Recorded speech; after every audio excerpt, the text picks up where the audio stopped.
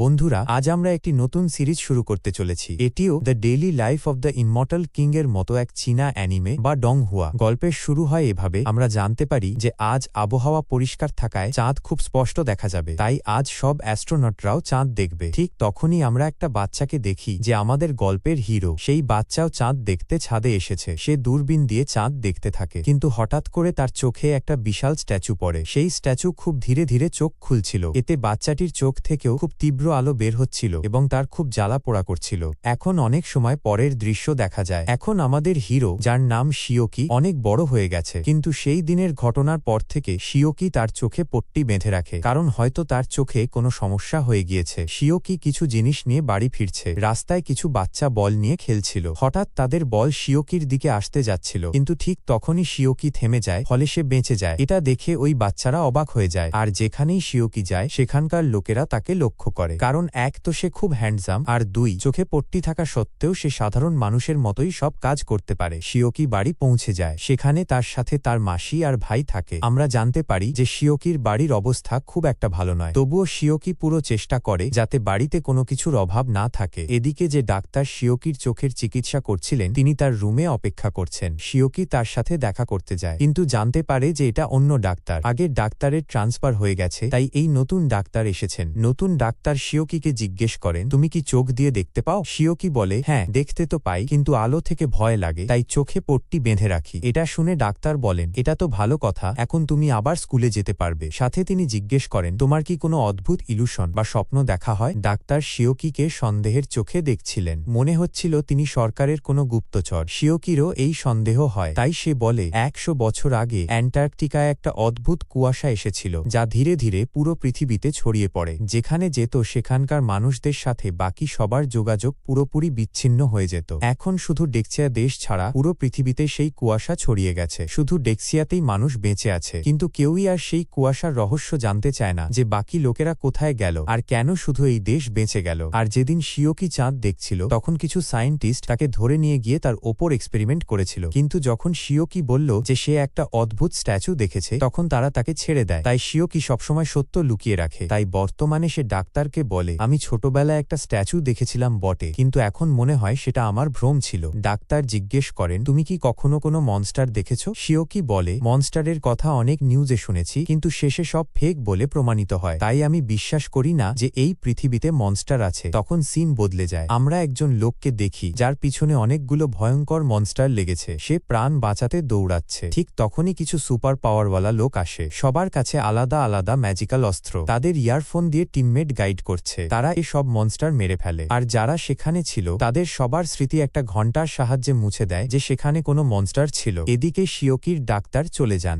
যাওয়ার সময় তিনি কাউকে বলছেন যে সব কথোপকথনের রেকর্ডিং আর ডকুমেন্ট আপলোড করে দিয়েছি। অন্যদিকে শিওকি তার মাসি আর ভাইকে বলে যে তার চোখ একদম ঠিক হয়ে গেছে। এটা শুনে সবাই খুব খুশি হয় এবং তাকে তাড়াতাড়ি স্কুলে ভর্তি হতে বলে। এরপর শিওকি তার রুমে আসে এবং মনে মনে তার মাসির কাছে ক্ষমা চায়, কারণ এতদিন সে মিথ্যে বলে এসেছে যে তার চোখ ঠিক নেই। আসলে চোখ খুললেই তাকে অদ্ভুত ভীষণ দেখা যায়, আর বন্ধ চোখেও সে সবকিছু দেখতে পায়। তাই পট্টি থাকা সত্ত্বেও সে সবকিছু স্বাভাবিক মানুষের মতো করতে পারে। কিন্তু কেন তার সাথে এমন হলো সে কখনো বুঝতে পারেনি। শিওকি ঘুমাতে বিছানায় শোয়। ঘুমানোর আগে বলে, 5 বছর ধরে আমার একই স্বপ্ন আসছে। তারপর সে সেই স্বপ্নেই চলে যায়। সেখানে কুয়াশাচ্ছন্ন জায়গা, চারপাশে অনেক মনস্টার, আর কুয়াশার মধ্যে একটা বিল্ডিং দেখা যায় যার ওপর লেখা হাউস অফ গডস। সে গেটের কাছে গিয়ে মনে মনে বলে, 5 বছর ধরে এখানে আসছি, কিন্তু আজ পর্যন্ত এই দরজায় নক করিনি। এখন আমি এর পিছনের রহস্য জানতে চাই। তাই সে জোরে জোরে দরজায় নক করতে থাকে, কারণ তার সব প্রশ্নের উত্তর ওই দরজার ওপারে। পরের দিন শিওকি স্কুলে যায়। সেখানে একটা মেয়ে তার সাথে দেখা করে এবং ক্লাসে পৌঁছে দেয়। কিছু ক্লাসমেট বলে, কোনো সাহায্য লাগলে আমাদের বলো। শিওকি অবাক হয়ে জিজ্ঞেস করে, তোমরা আমার নাম কি করে জানলে? তারা বলে, সকালে তোমার মাসি এসেছিলেন, তিনিই তোমার নাম বলে আমাদের বলেছেন তোমাকে সাহায্য করতে। এটা শুনে শিওকি ভাবে, মাসি আমার কত খেয়াল রাখেন, এত বয়সেও কত কাজ করেন। তাই সে মনে মনে বলে, আমি ভালো করে পড়াশোনা করব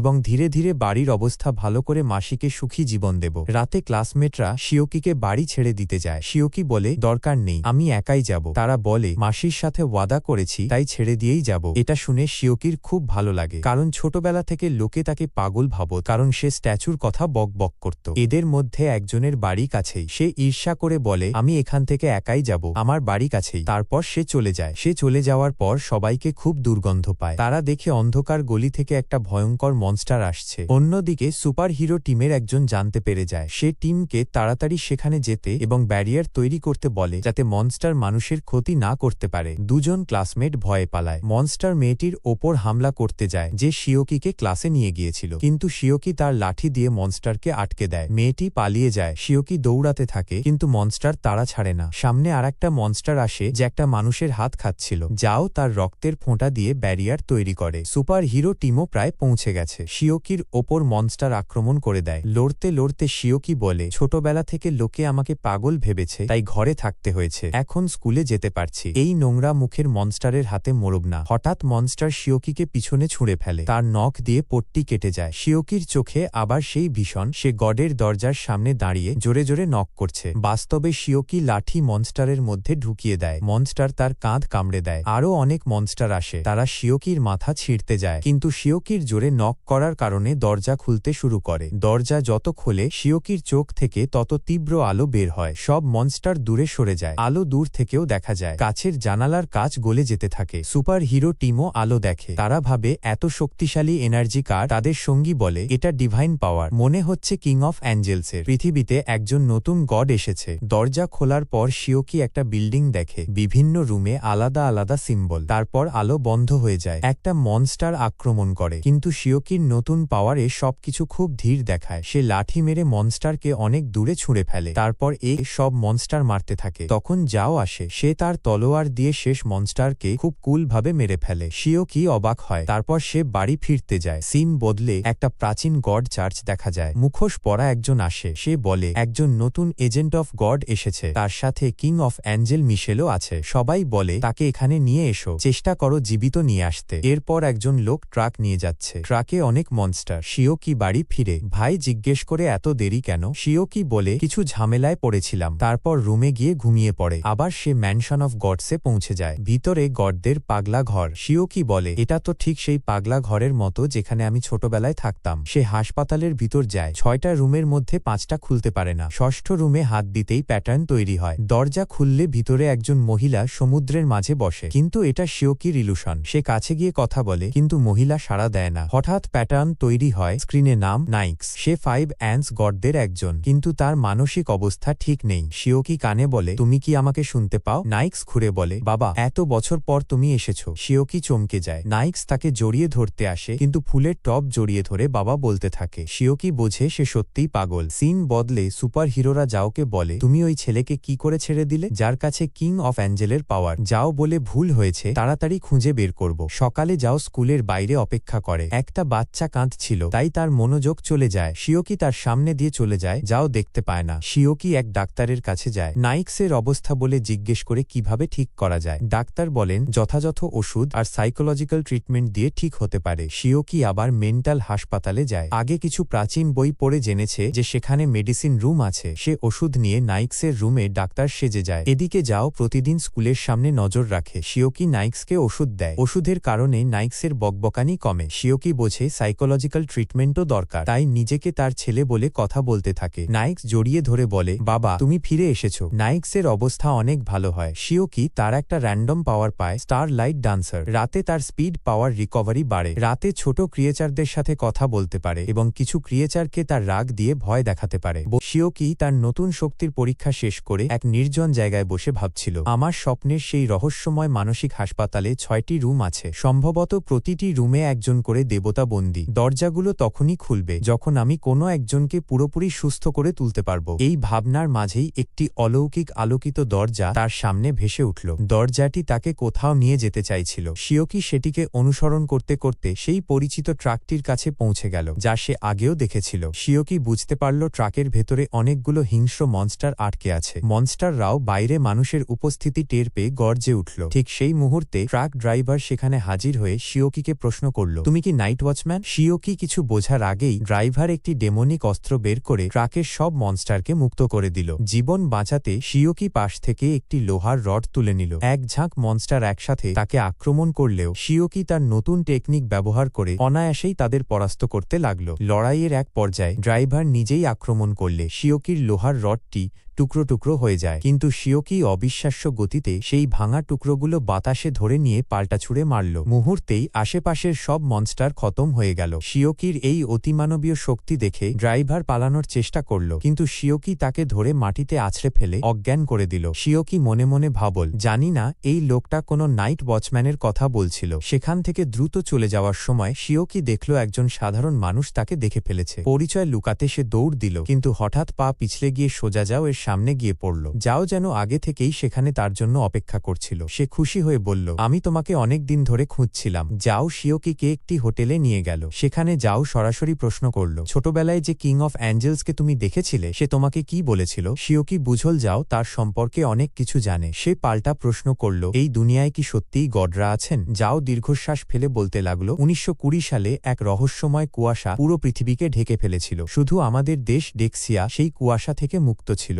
বিজ্ঞানীরা কুয়াশার ভেতরে প্রাচীন ড্রাগন এবং কিং অফ অ্যাঞ্জেল মাইকেল ও লুসিফারের মতো দেবতাদের দেখেছিলেন। কিন্তু অদ্ভুত ব্যাপার হল, ডেক্সিয়ার নিজস্ব কোনো গডকে দেখা যায়নি। আমাদের ধারণা কুয়াশার ভেতরের গডরা জোট বেঁধে ভবিষ্যতে আমাদের দেশ আক্রমণ করতে পারে। যাও আরও জানাল যে সেই কুয়াশা আসার পর থেকে কিছু শিশু বিশেষ শক্তি নিয়ে জন্মাচ্ছে, যাকে বলা হয় ট্যাবু পাওয়ার। তবে শিওকির শক্তি আলাদা। তার কাছে আছে স্বয়ং মাইকেলের দেওয়া ডিভাইন পাওয়ার। শিওকি যাওকে জিজ্ঞেস করল তার নিজের শক্তির কথা। যাও ম্লান হেসে বলল, আমি কোনো ডিভাইন পাওয়ারওয়ালা নই। আমি একজন সাধারণ মানুষ যে প্রশিক্ষণ নিয়ে লড়তে জানে এবং বিশেষ ট্যাবু অস্ত্র ব্যবহার করে। শিওকি কোনো অর্গানাইজেশনে যোগ দিতে চাইল না। সে তার খালা আর ছোট ভাইয়ের সাথে সাধারণ জীবন কাটাতে চেয়েছিল। কিন্তু যাও তাকে সতর্ক করে দিয়ে বলল যে এনসেট চার্চ অব গড নামের একটি খারাপ দল তার ডিভাইন পাওয়ার কেড়ে নিতে তাকে খুঁজছে। সেদিন রাতে যাও এবং শিওকির পরিবার একসাথে ডিনার করল। যাওয়ার সময় যাও তার লাইটারটি শিওকির বাড়িতে ফেলে গেল। কিছুক্ষণ পরেই যাওয়ের কাছে খবর এল যে জেল থেকে পালানো 5টি শক্তিশালী মনস্টার শহরে ঢুকে পড়েছে। যাওকে ব্যারিয়ার তৈরি করে সরে যেতে বলা হলেও সে সাধারণ মানুষের নিরাপত্তার কথা ভেবে একাই লড়াই করার সিদ্ধান্ত নিল।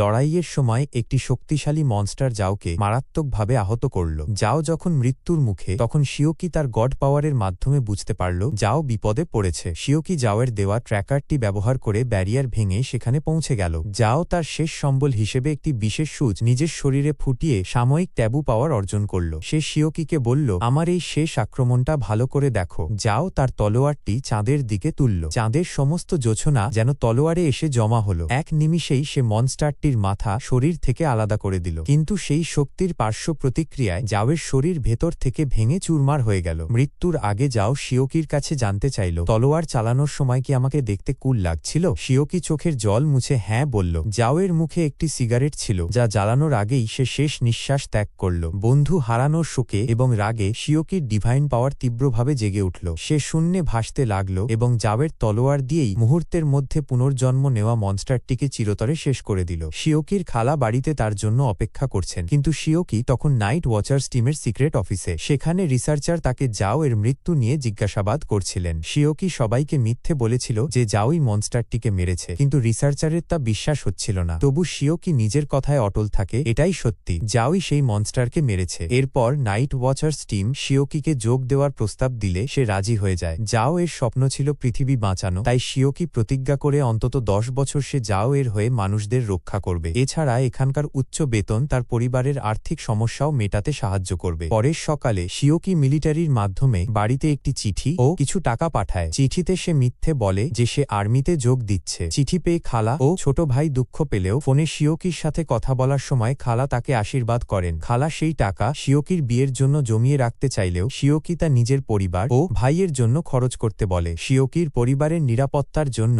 নাইট ওয়াচার্সের ক্যাপ্টেন তাদের বাড়ির চারপাশে একটি প্রোটেক্টিভ ব্যারিয়ার তৈরি করে দেন। নাইট ওয়াচার্স টিমে শিওকির ট্রেনিং শুরু হয়। স্নাইপারের কাছে শুটিং টেস্টে সে ব্যর্থ হয়, এমনকি ফিজিক্যাল ট্রেনিংয়েও সে তেমন ভালো করতে পারে না। রিসার্চার তাকে বুঝিয়ে বলেন, তোমার কাছে কিং অফ গড মাইকেলের পাওয়ার আছে, পুরো দুনিয়া তোমাকে ধরার চেষ্টা করবে, তাই তোমাকে দ্রুত নিজের শক্তি সম্পর্কে জানতে হবে। টিমের ছোট মেয়ে জিয়াও তাকে ভার্চুয়াল ওয়ার্ল্ডে নিয়ে গিয়ে লেভেল টেস্ট করে। জানা যায় শিওকি বর্তমানে লেভেল 1 বেস লেভেল এ আছে। সেখানে সে জানতে পারে মোট 6টি কাল্টিভেশন লেভেল আছে, যার মধ্যে সর্বোচ্চ হল ক্লিন লেভেল। এখন পর্যন্ত মাত্র 5 জন এই লেভেলে পৌঁছাতে পেরেছেন, যাদের একজন নাইট ওয়াচার্সের কমান্ডার। রিসার্চার শিওকিকে সতর্ক করে বলেন যে এন্স গড চার্চের 3টি মন্দ দেবতা তাকে কনজিউম বা গ্রাস করতে চায়। তারা চায় শিওকির ডিভাইন পাওয়ার ব্যবহার করে পৃথিবী দখল করতে, তাই তাকে সাবধানে থাকতে হবে। এক রাতে শিওকি দেখতে পায় টিমের সবাই গোপনে যাও এর কবরের সামনে দাঁড়িয়ে তাকে স্মরণ করছে। এটি দেখে শিওকি অত্যন্ত আবেগপ্রবণ হয়ে পড়ে। ঘুমানোর পর স্বপ্নে সে নাইক্সের কাছে যায়। নাইক্স তার মন খারাপ দেখে তাকে সান্ত্বনা দেয় এবং বলে, তোমাকে কারো মতো হওয়ার দরকার নেই, তাহলে তুমি নিজের জীবন ঠিকমতো বাঁচতে পারবে না। নাইক্স তাকে রক্ষা করার জন্য একটি ব্রেসলেট দিতে চায়, কিন্তু তা 5 বছর আগে এক মেয়ে নিয়ে গিয়েছিল যে হাসপাতালের 3rd ফ্লোরে থাকত। 3rd ফ্লোরে গিয়ে শিওকি একটি চিঠি পায় যেখানে লেখা ছিল ব্রেসলেটটি পরে ফেরত দেওয়া হবে। হঠাৎ হাসপাতালের পেছনের কারাগারে সেই ডেমনটিকে দেখতে পায় যার কারণে যাও মারা গিয়েছিল।